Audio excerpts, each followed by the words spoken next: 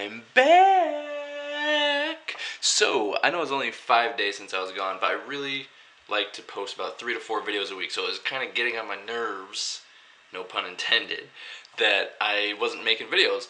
So, it's good to be back, but the reason I was gone was because I got kind of sick.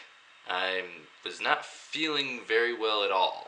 That's actually why I didn't do my Workout Wednesday videos, because I was not feeling well. I was in no condition to work out. I was having body aches and everything. And I didn't make the IVIG update video because I was just miserable to look at and to listen to mainly. Like, I sounded kind of like a frog with a stuffed up nose, you know? Typical being sickness, and I still have a little bit of a cough left over. But that's what I want to make this video about. It's about being sick. And just using that as like a benchmark, or say, just like a way to reflect back and say, okay, why did I get sick? Because there's normally a reason why you get sick. I mean, most of the time it is your own fault. I mean, sometimes it just happens that you work in the food industry or you work with disgusting little kids. I mean, little kids are adorable, but let's face it, they're pretty disgusting. I was a disgusting little kid. I'm a disgusting adult, but that's not the point. You know, some people just have dirty jobs, and you know, you're just more likely to get sick, and that happens. But I mean, I do work in the dining hall on campus, so I am exposed to a lot more people germs. But I also think it was kind of my fault because I was, one, kind of slacking on my sleep because, you know, typical college life. I was trying to balance my social life as well as my studies, and I was just staying up really late, either studying or hanging out with my friends, doing whatever.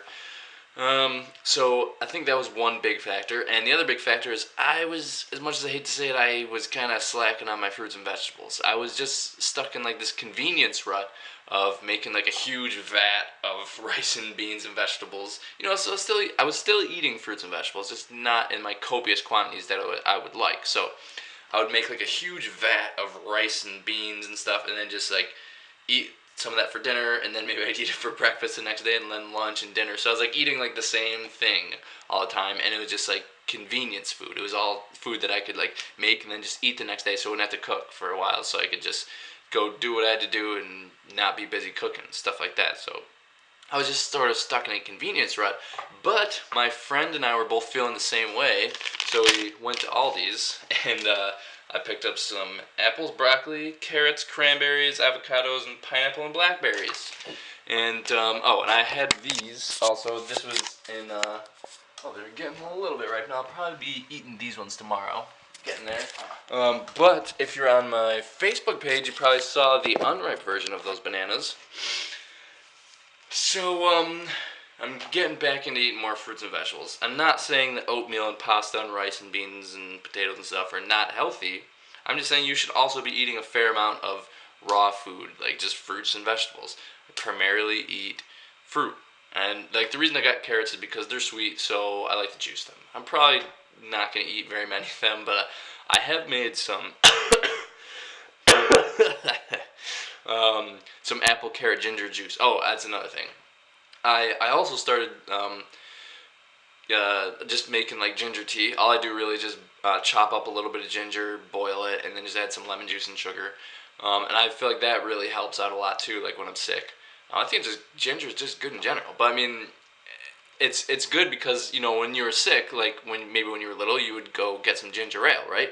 Well, ginger is much more potent at not only decreasing inflammation, but also calming your stomach. I was looking for that word, calming. But yeah, it's much more potent than obviously ginger ale soda.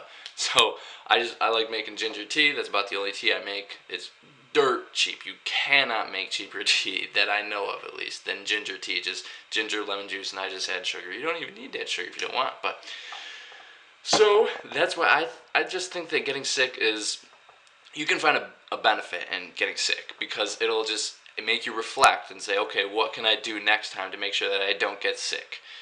You know, what can I do better to really make myself have a robust immune system? And sometimes you can kind of fall off the wagon, like me. I fell off the sleep wagon. I fell off the fruits and vegetables wagon. I'm still eating them, just I'm eating a lot more of them now. And now I'm going to be much more vigilant until maybe next year around this time when I get sick again. But anyway, just thought I'd share that little tidbit with you. And I will see you next video.